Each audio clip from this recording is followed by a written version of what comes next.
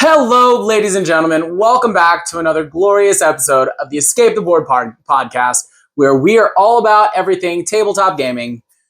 And I'm one of your hosts, Connor Sligowski, and joining me as always, Charles Holm. Welcome back, everyone. Today we're going to be talking about Wingspan. I know we've mentioned a few times in some of our other videos, and it's finally time that we not kick the bucket, but yeah, let's kick the dove, kick the that seems aggressive. Let's get the ball rolling. How about kick the ball? Let's get the wings flapping. Sure. So I think what we're going to do today, what we're going to do today is kind of similar to our betrayal video. If you caught that one, we're just going to do a board game highlight and kind of explain what our thoughts are on the artwork, how some of the gameplay works, and just go through and explain the game rather than do a playthrough. If you would like to see a playthrough video in the future, make sure to leave a comment down below and let us know, and we will definitely make that happen. This is a game that is very fun to play, but it does take a little bit to actually play. So that's kind of why we decided to go this route instead of the Let's Play route. Yeah, definitely. If we have any videos out there talking about any games that you'd like to see a Let's Play on, let us know.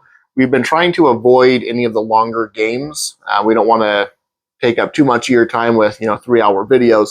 But if you're interested in that kind of stuff, definitely let us know. We're more than happy to do a Let's Play of like the Harry Potter Hogwarts battle or Betrayal at the House on the Hill.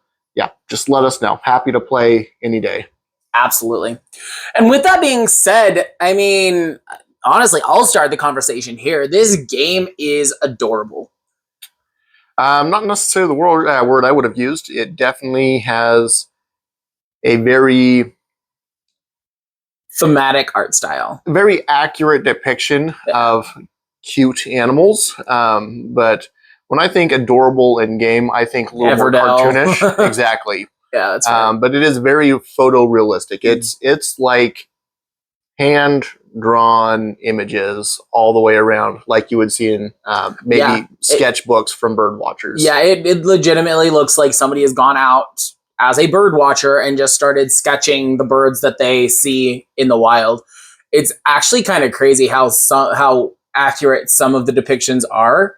Which, I mean, is to be expected. The theme around this game is exactly that. You are a bird watcher going out into the wild, and your goal is to collect birds to bring into your own aviary that breaks down into 3 different biomes. That's not the word. necessarily habitats. There you go. Habitats.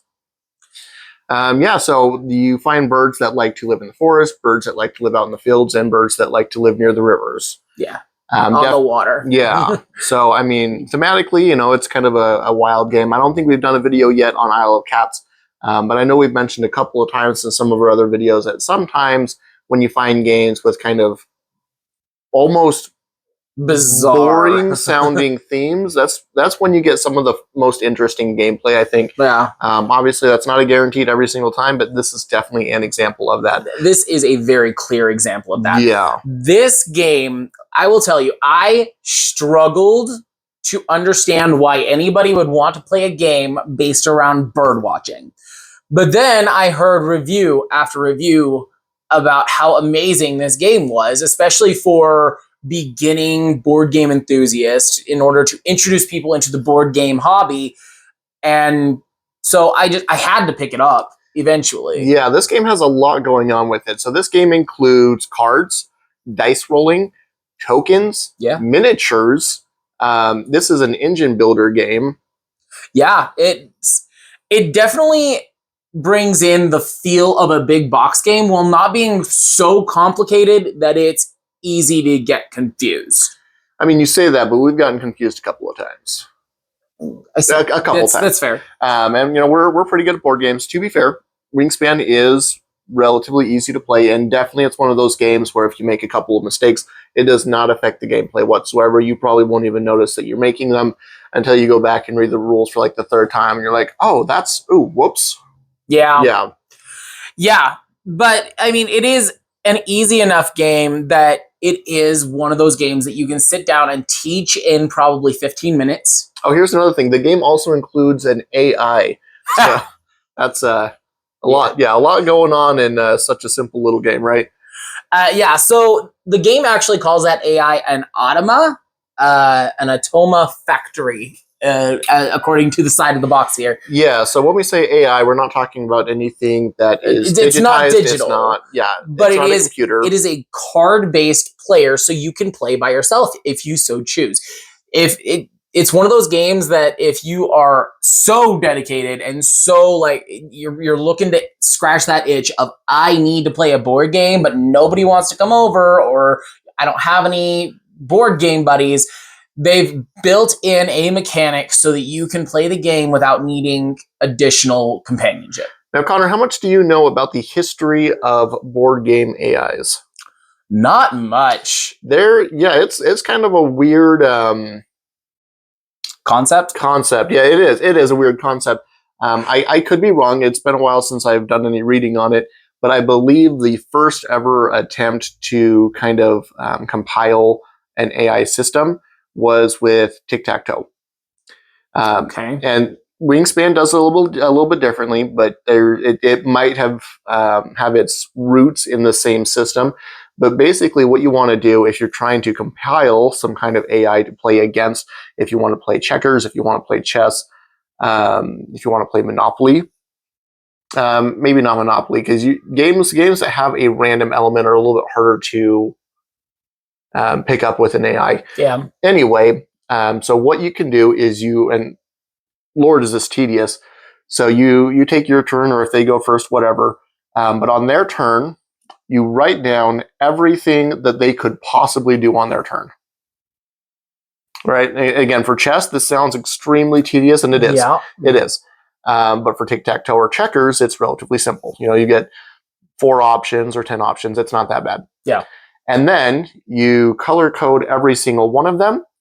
You get like marbles or something, and you put them in a little matchbox.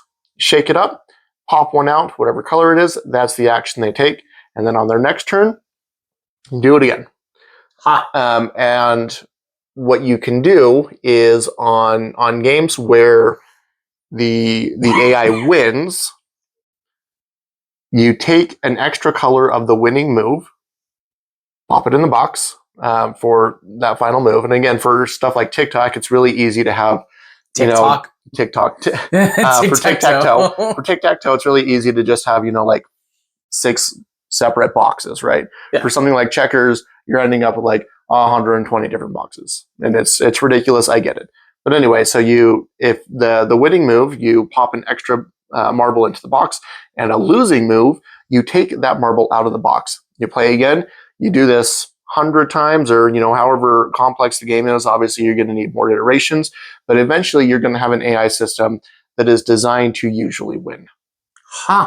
And then you take those final results and you compile it into a quick list of convenient actions, and that again might be what they've done for Wingspan is, okay, well, if it's this phase, the most convenient thing to do is this, or this, so pick one at random.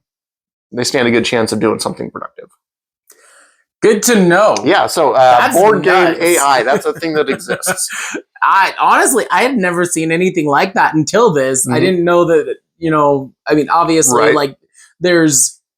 Well, with big box games, it's really hard to build something like that. Yeah. And with more casual games, with more Class A games, generally people don't care to include something like this to begin with. So yeah, it's not a very common thing to see. And most often when I hear about it, it's people developing it for themselves or for online play, to play against an AI. Might be something to think about for our game when we get there. Oh, maybe, yeah. Make it a 1 to 4 or whatever. That would be That would be cool. That would be a lot of work. It is. And again, when you add that random element, like, oh, I'm drawing a card from a shuffled deck, obviously it's going to change drastically what the optimal play style is. Right. That's nuts. That's kind of cool. Mm-hmm. I'm not even going to lie. That's kind of cool. So, you heard it first here, people. AI, or a board game AI, is nothing new. Maybe you heard it first. Maybe. Anyway, it's a thing. That's crazy. Anyways, so Wingspan as we mentioned, is a game about bird watching, and so each player has their own individual player board. I guess we're gonna move into like the how to play section because it seems might as well. like an easy transition. So when it comes to this game, each player has their own individual player board that's separated into 3 habitats, as we had mentioned earlier. You've got the forest, you've got the plains, and you've got the waters. Each different type of bird is going to have a preferred habitat. Some can go into 1 or 2, some can go into all 3. And when you say preferred, it's not really optional. The bird will be here unless it's a multi-habitat, in which case it doesn't care. It can be here or here. When I say preferred habitat, I mean that's where you have to play it. Yeah, that's the best definition of preferred. Have to. It's the bird's preferred, not the player's. Okay. Yeah. Anyway, so yeah, that's as a bird watcher where you're going to find the bird because that's where it's hanging out, I guess. Yeah, sure. So initial setup says each player gets their board, and then you get 5 bird cards. And then 1 of each of 5 food tokens. Right. And then it's not 5 bird cards. It's 3 and 3? Because you've got so it's 5 bird cards and 2 individual objective goal cards. Individual objective cards. So there's bonus point objective cards and there's bird cards. Yeah. So you get 5 bird cards and 1 of each individual type of food that you can feed these birds. And then you are also given 2 objective cards. Between the 5 bird cards and the 5 food tokens, you are allowed to keep 5 total items. 5 total out of the 10. So you're cutting half of those 10. And then between the 2 objective cards, you get to choose 1 to keep and the other gets discarded. Correct, yeah. And then, I mean, from there, you kind of jump right into the game. So you have, like Connor mentioned, there's 3 habitats. Each one is associated with a specific action. Everyone has a number of counters to help designate how many actions they get to take during a round of play. And you take them in turn. So I take an action, you take an action, I take an action, you take it. We keep going around and around and around until everyone runs out of actions, and then the round ends. So as far as those 3 habitats, there are 4 actions. There's 1 action that's not associated with the habitat, and that is to just play a bird. Yes. There's 1 habitat, the forest, will let you gather more food. In order to play birds, you need to feed them. And depending on how many birds you have in a habitat, you might need additional eggs in order to make sure there's enough space to play them. I'm sure that makes sense to the developers, but that's fine. Yes, eggs are going to say that I have more space for birds. Maybe you're hatching the birds? Maybe. The river is going to let you draw additional birds, and then the plains is going to let you collect those eggs that you need to hatch the birds. But see, that's my question, though, because your first bird in each habitat does not need to be hatched. Right. Your second and third bird do need to be hatched. Yes. Your 4th and 5th bird need 2 eggs in order to hatch. I'm sure it made sense to the developers. Anyway, it is a balancing mechanic to make sure that you're not overstacking. You've got to mix and match your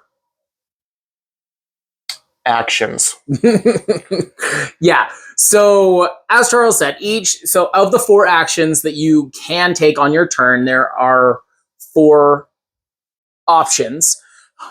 As the game plays, you will take birds out of your hand and you will pay food in order to play those birds down on your board in one of those 3 habitats, which as you play birds across your habitat, you actually start gaining more of those resources.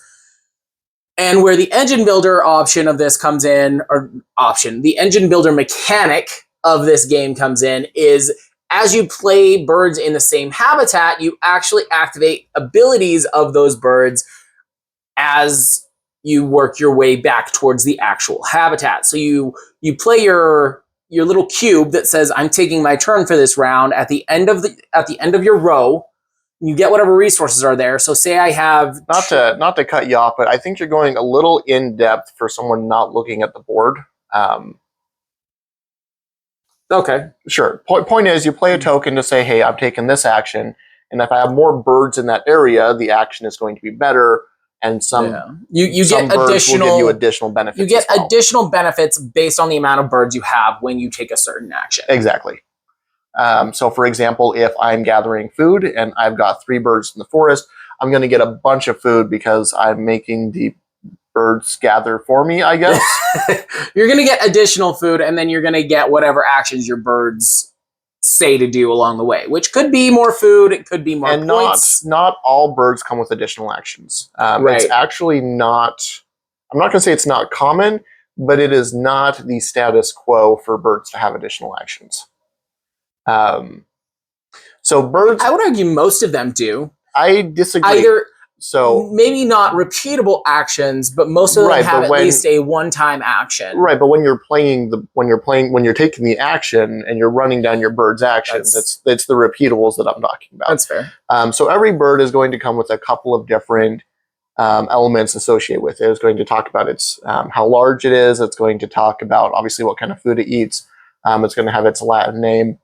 And then, like we're talking about, the birds are going to come with a variety of different special effects. Some of these effects are going to be repeatable actions that happen when you take their habitat action.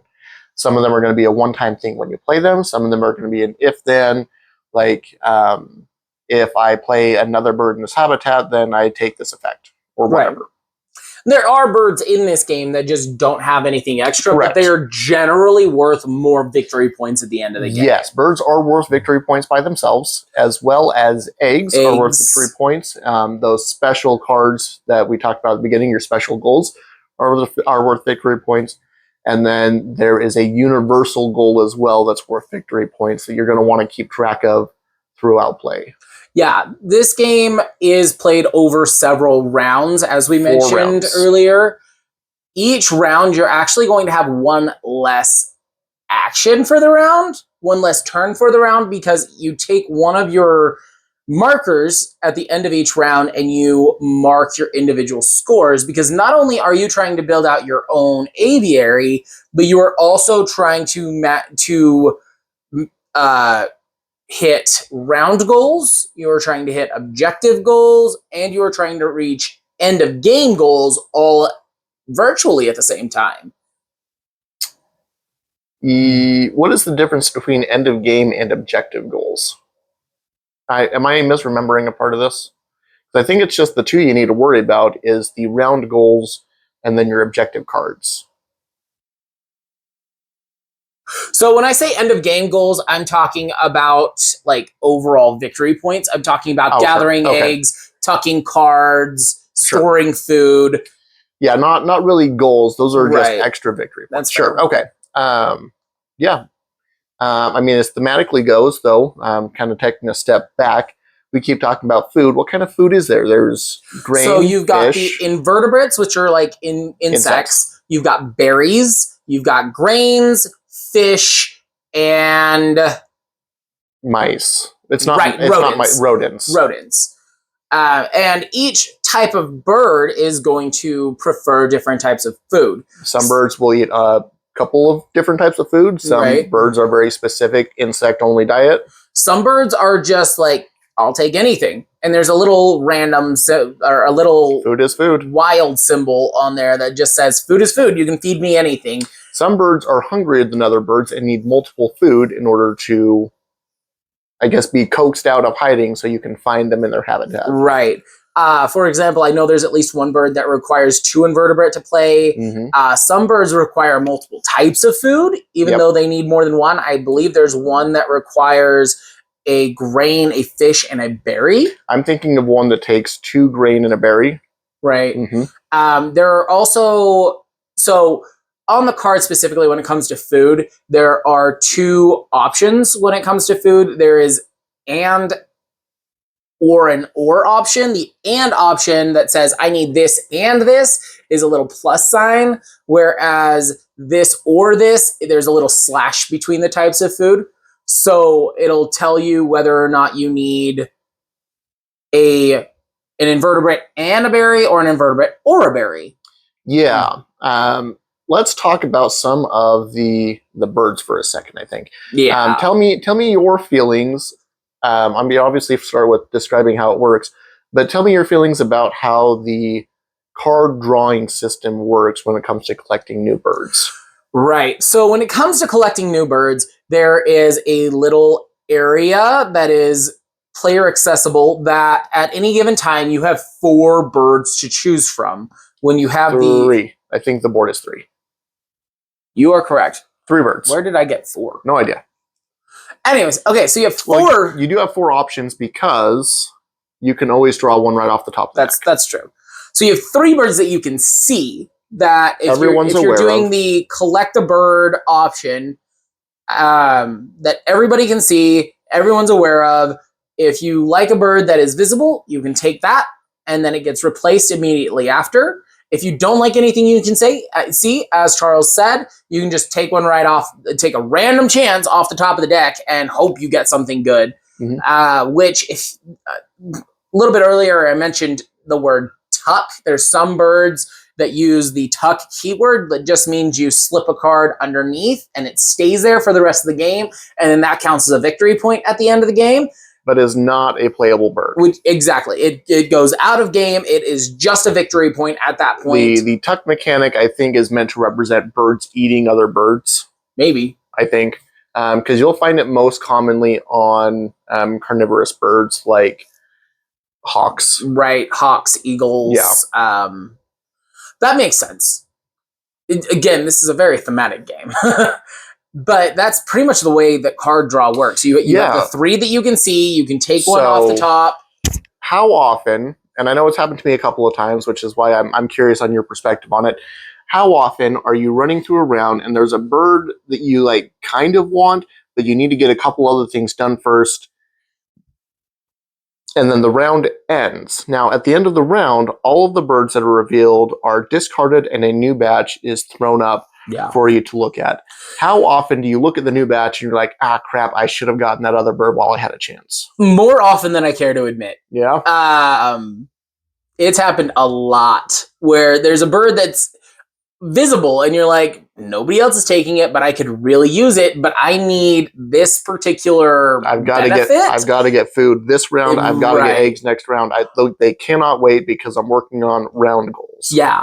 But there's a possibility it's a really nice bird that would be probably helpful in the end, like as far as winning. But it comes down to strategy at that point and what's more important. And there is a chance that you're just going to miss out on a really good card. So I guess what I'm curious about is, do you wish that they would leave them, or are you happy that they swap them out every round? Is it better to swap them? I am... Because I understand why they do it. I don't disagree with the need for it. Right. So but it just hurts so often. I'll say I am 50-50 on the matter. I see both ends of it. I do think, I mean, obviously when you miss those birds, you're like, whoops. I wish it was still there. Dang. Nope. I should have one more turn during this round.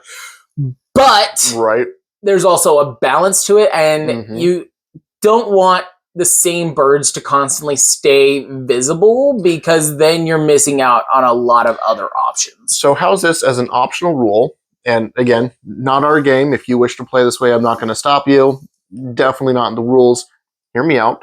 What if at the end of every round, you go to discard the 3 showing birds, you shuffle them, keep 1 card, and reveal 2 new ones? Would that be better or worse? So are you saying as a you choose, or a random one of the 3? A random. Well, you can't just let one person choose because you're in a game of 2 to 4 people. So I don't 2 to 5. 2 to 5. 1 to 5. Well, you're in a game of 2 to 5. That's fair. You might be playing solo play, sure, but honestly, I think that wouldn't necessarily.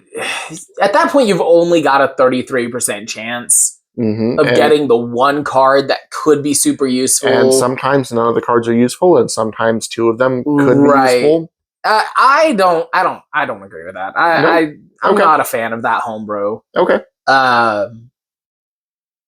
Might be something to try. Sure. See how it plays, but I'm not. Initially, my You'd rather have 3 completely new birds. Yeah. Okay. That gives me the ick. The ick. Wow. Ick. I don't know. I don't know why. There's just something about that's just like it makes my skin crawl. Okay. I do not like that idea. That sounded like a reasonable option to me. It seems like a reasonable option. I'm not going to take that away from you. Like I said, we could try it. I just you hear to hear. Yeah, this is the icky way to play Wingspan. Don't keep a random bird. I don't know that I like that idea. If you got to pick which bird you are keeping, would you do it? Maybe.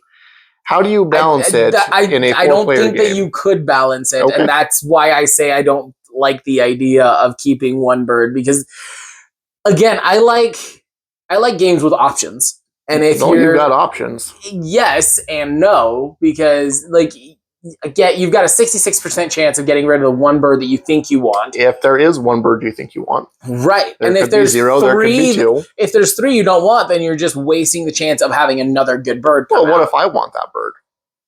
Who cares about what you want? Well, I'm playing in a situation where there's a bird that you want that's sitting there. Obviously, I'm not the one that wants it. Well, you could. Well, I don't, or else I would have grabbed it. That's fair. That's why no one else is grabbing it, because they're busy with other things, and they think their other things are more important than a new bird. And I think that's what it comes down to, is if you wanted the bird bad enough, you would take it. It's not always. Yes and no. Not always. Yes and no. Yeah, not always. I say that because maybe that bird is really nice, but if other things are more important, then the bird just is not on your list of priorities. If you are one action away from taking top spot on the round goals, there's going to be, I think, almost no birds in the deck that are better than taking top spot on a round goal. Right, but that's my point. Like, it's a game of choices. It doesn't matter how much I want it. I have to get that round goal. It's a game of choices. It is. And you can either go for the games of choices. You can go for the goal, or you can go for the bird. You have the option. I don't think so. Maybe the bird will help you gather more victory points long term. Could do. And so giving up the win on an round goal for one round might not be your priority. And that's fine if that's how you want to play. Is that how you want to play? I have played that way a couple of times. Okay. Where taking a bird is more important than points. And the one time I did that is the game that I lost barely because you guys took my turn for me. In my defense, you left the game. Also, for anyone out there that's curious, we did not take his turn. The AI did. The Automa took my turn. Took one turn and apparently screwed up his machine so bad that he lost the game. You know how it would have went. I'm just saying, like, you know. Don't try to downplay it. Don't let him sit here and lie to you. Look, tomato, maybe you would have pulled ahead. I would have had first place guaranteed if I would have taken the last 2 turns in the order that I needed to. Right. Because I would have racked up like 15 victory points. I would have been like 10 points ahead of everybody. Wow, 15 victory points in 2 turns. That's pretty aggressive. That's pretty good. Yeah. That's the problem. Okay. All right. 15 victory points. 2 turns. He's lying to you. Okay, he's trying to make it. He's trying to downplay this. On my turn, I can either collect 4 eggs, like maximum, which an egg is a victory point. So that's 8 if you're collecting both times, and then let's say you get the round goal, okay, because you got so many eggs. That's going to give you like an extra 5. So I'm saying you're topping out at like maybe 13, and you did not have that many egg collectors. No, you were at I had several birds that were giving me eggs as well. Yeah, tomato. No.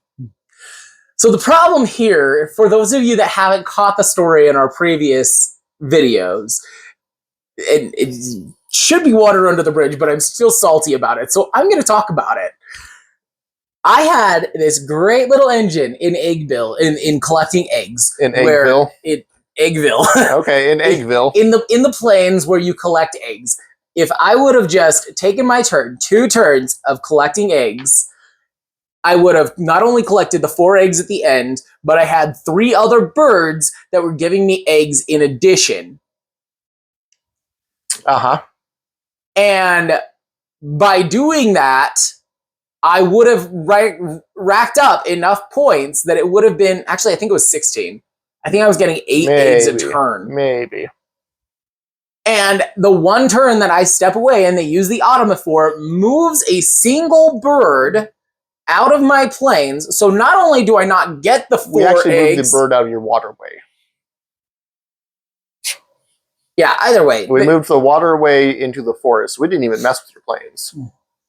There was something. The problem is that because of how it was set up, you no longer because so you wasted the round. The round goal was having a balance of eggs, and so instead of just collecting your eggs like you should have, you wasted the time putting the bird back into the waterway so you could work on the round goal. Yeah, you could have just collected the eggs. Except I wouldn't have got the points because you wouldn't have gotten the round points. The round goal was to. Well, look, if you lost the game by like 2 points and you're getting 8 eggs a turn, you should have just collected the eggs. He's a douche. Don't listen to him. Anyway, so he lost the game by like 10 points, but he would have probably won if the cards. I lost the game by like 3 points. I would have won by like 10 points. Something in that realm. So you were set to take first place on the round goals, but instead you took third place because you didn't have enough eggs sitting around in every zone. And then on top of that, you had wasted the time not collecting eggs. I'm pretty sure you were down by like 10 points. You should have won by like 4.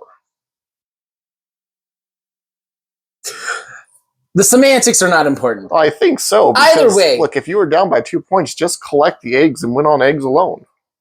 I wasn't down by just 2 points. Well, if you were down by 3 points, just collect 8 eggs a turn. Anyways, the semantics are not the important part. The important part is they used the automa to take my turn, and it made me lose. To be fair, he was gone from the table for like 10 minutes. So this is also when we were trying to start a board game cafe, and I was talking to a customer. Yep. So, to be clear, collecting birds is more important than round goals, and talking to customers is more important than winning board games. So why are you salty about it? You did the more important thing, didn't you? As the kids are saying today, you have skibbity toilet riz, my guy. That is Mad Ohio riz. I don't. that is a thing. Don't look it up. I don't think that we are young enough to even be attempting to quote this. This is not in your vernacular, sir. You knock it off. That's the first time I've ever used those words. I am very disappointed, and I'm very sorry for everyone else that had to hear that. Please feel free to unlike as and the unfollow millennials us. say, that was cringe. Or no, Gen Z. Dude, what is cringe. What is with you trying to get know. with the times? Just knock it off. I'm tired. Leave me alone. Wow. Anyway, so this game has dice. Yeah, Dice are cool. The dice are used in a little feeder dice tower, which is actually pretty cool because what the dice do is they allow you to collect food. Whenever you take the collect food action, you take one of the dice out of the feeder, and whatever's showing on top, that's the food token that you get to take out of what is called the supply. The supply. Yeah. So supply just means these are things that have not been taken. And then, of course, you have your own little personal collection of food. And then the dice, as far as we're concerned, there's going to be, I think, one of every. So it's a 6-sided dice. There's 5 food tokens. So there's one of every food on each side of the die, right? So 5 sides, easy enough. And then your leftover side is going to be either grain or insect. You get to choose. And then at the time that you're picking up your food, you can, if there's only one dice left in the feeder, you can choose to just re-roll everything, or you can take the one food. Yeah. Or if there's no food left in the feeder, then you're just going to roll before you start taking food anyways. Yeah. And there are lots of different ways to kind of mess with the food order. There's birds that when you land on them on your turn, you actually cause everybody to take a food from the supply, starting with somebody else, so that if there's nothing in the supply in the feeder that you want, you can make other people take the stuff you don't want, so that you can re-roll to try to get the stuff that you do want. Now, you say lots of different ways, but that's, I think, pretty much the only way is by using bird abilities. Well, yeah. So there's one When way. I say lots of different ways, I mean like there's a little bit plenty of of different types of birds that do that sort of thing. There's like 6. As large as the deck is, I'm sure there's more than 6. Maybe 8. How large is the deck? Would you say it's 20 cards? No, it's quite a bit more. We're looking at, I don't know exactly how many cards are in the game. 35. So for those of you that are caught our Betrayal game, we've got the same situation sort of set up back here, where we've got the supplies for the game in the box behind us. So we've got 3 stacks of cards. Now, one of these stacks is half bird, half objective. Right, not even half. So wait, but yeah, those are. So these are the different types of cards. So these cards with the feathers on the back are going to be your bird cards. The cards here with the gears are actually the cards that run the automa. There's some extra cards down here. What are these? Are player cards, I think. All right, so I'm going to take a wild guess here by separating these decks into what feels like playing card decks to me. I'm going to say there's probably about 250 birds. That's probably a rough estimate, but probably not far off. And then we were talking about the individual objectives, and that's going to be these cards that look like they've almost got berries on the back of them. So there are a good collection of cards to play with, to play around with. There's plenty of options when it comes to this game. Secret objectives. So what kind of secret objectives are there? Some objectives are going to want you to collect many birds with a large wingspan. Some objectives are going to want you to collect birds. I'm pretty sure that's one objective. No, well, so there are different objectives for different size of wingspans. Yeah. So there's some that want birds with a 57 centimeter wingspan or lower. Some that want like 107 centimeters or larger. Some objectives are going to ask you to collect birds from a certain nest group. Some are going to ask you to collect birds in certain habitats. Yeah, there's birds. But there's pretty much there's one secret objective that literally wants you to collect birds with names in their name. There's a few of those. Yeah. There's some that say collect birds with colors. Some that say collect birds with locations in their names. Some that say collect birds with, like you said, like pronouns, like personal names in their names, like Bill. Yeah. So anyway, I guess what I'm wondering is, are there any objectives that don't require you to just collect birds? Are all the objectives collect bird? I don't believe so. I can't think of any off the top of my head. Neither could I. Let's go through and look at a few. That seems, birds with nests, birds worth less than 4 points. You just took all of them, my guy. You're welcome. Birds with body parts in their names. Birds that eat fish. Birds with geography terms in their names. I think it's all about collecting birds, which makes sense because this is a game about collecting birds. So yeah, special objective, collect birds. But based on your objective, you're also going to get different points based on the objective that you're picking up. Birds that have at least 4 eggs laid on them, 1 point per bird. Whereas something like birds with body parts in their name, if you have 2 to 3 birds, you're going to get 3 points. If you have 4 or more, you're going to have 7 points. Oh, this is a great objective. Birds that will eat anything, 2 points per bird. Holy crap. That's intense. And this is actually the one that I was talking about earlier, the historian. Birds named after a person. You're going to get 2 points per bird for that one. And then at the bottom of these, they'll actually tell you how likely you are to actually pull the bird out of the game too. So like the historian, there are 11% of bird cards that are named after a person. Or the anatomist, the other one that I pulled, has 22% of bird cards are going to be able to pull that. 16%. Somehow this is lower. 15%. Birds with a wing power, 2 points per bird.